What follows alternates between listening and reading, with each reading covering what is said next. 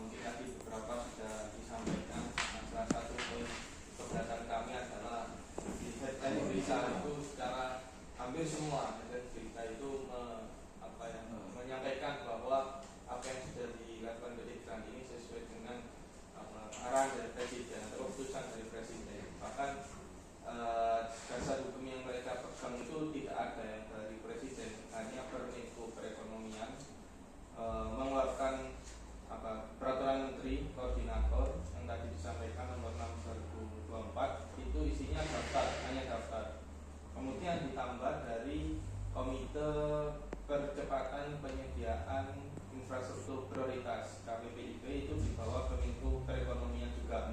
Itu baru menunjuk isinya, menunjuk PT Granding Jaya. Kalau yang Permenko-nya itu hanya daftar di KPPIP, suratnya itu menunjuk PT Granding Jaya. Nah, di sini itu ada salah satu hal yang menurut kami salah adalah harusnya pengembang ini menyiapkan kajian kemudian mengajukan PSN. Tapi ini PSN ditetapkan terlebih dahulu baru mereka melakukan kajian. Nah, ini salah satu mungkin dugaan maladministrasinya sudah kita laporkan juga ke Ombudsman. Terus yang kedua itu terakhir kurang lebih 3 hari yang lalu itu Presiden Prabowo kan sudah mengeluarkan kepres terkait RPJMN 2025 sampai 2030 ada 77 proyek strategis nasional. Itu maaf Pak Wawan 3 hari yang lalu. Iya, 10 Februari 2025. Itu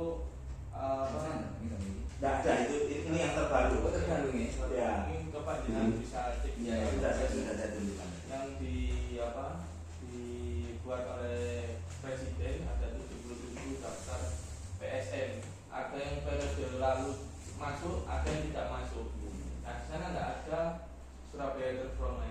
Tidak masuk dalam kategori 10 tadi nih. Tidak masuk 77 PSN dalam rencana pembangunan jangka menengah nasional. Otomatis RPJMD provinsi, RPJMD kota kan harus sesuai dengan apa di nasional. Setidaknya 2025, 2030 itu tidak ada. Nah, ini tapi kami masih merasa belum aman karena apa? Karena kalau selama Permenko Perekonomian nomor 6 itu tidak dicabut, itu kita rasa masih belum aman. Jadi ketika sudah ada kepres tersebut, kemudian Pak Menko membuat Permenko baru yang isinya adalah daftar perubahan yang ke-6 ini. Ya, yang itu kan perubahan ke-5. Ini ke-6 ini, Mas. Yang mana? Ini. Oh, ya, ini KPPIP yang dari Permenko Perekonomian ini. Sambil diskusi Mas ya. Iya. Ini panti ya. Permenko Perekonomian Nomor 6 ini tentang perubahan ke-5. Itu oh iya. Ya, jadi perubahan ke-5 ini menambahkan 14 proyek. Harusnya kalau misalkan dari kepres tersebut harusnya sudah ada perubahan ke-6 yang menghapuskan PSN SBL itu. Ya. Dan ini masih belum ada. Belum ada. Jadi dan kemarin saya dimintain tolong Pak Heru untuk ngecek di media-media online itu, ternyata memang dari narasinya saya rasa itu sama. Jadi kalau saya lihat ya seperti kita biasanya mungkin saya juga aktivis juga paham kita membuat berita sebar aja terus langsung, dan itu tak lihat itu memang full di Kompas. Jadi yang di parafrase itu hanya kalimat aktif menjadi kalimat pasif, kalimat pasif menjadi kalimat aktif. Banyak itu yang tak lihat parafrase dari media-media online. Yang mungkin termasuk narasi yang disampaikan di JTV itu sama dengan media-media online tersebut. Yang di portal apa TV? Yang di TV. Hanya saja mungkin penyajian beritanya tidak berupa tulisan. Itu yang terus yang berikutnya ya tadi terkait dengan cita-cita dari Presiden itu justru sangat bertolak belakang, Mas. Karena apa? Justru pada hari ini itu Presiden ini sedang menggalakkan swasembada pangan.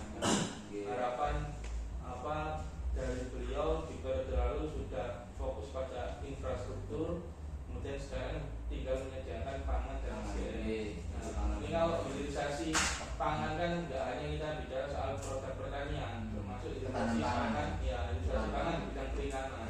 Ini saya apa kali ini? Ya, ini kajian dari ITS ya. Nah, ini kalau misalkan ada pembangunan di sana, otomatis suplai produk